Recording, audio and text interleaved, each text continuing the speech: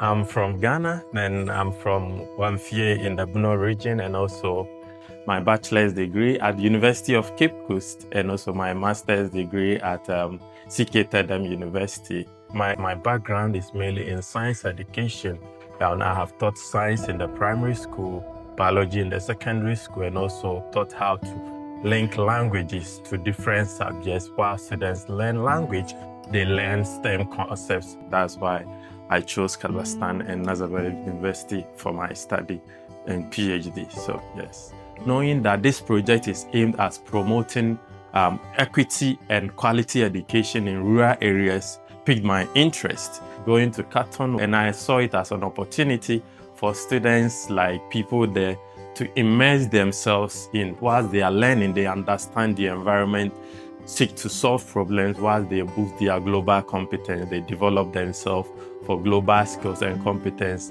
in the rural context. So I see Katon as an area to develop global competence in a local context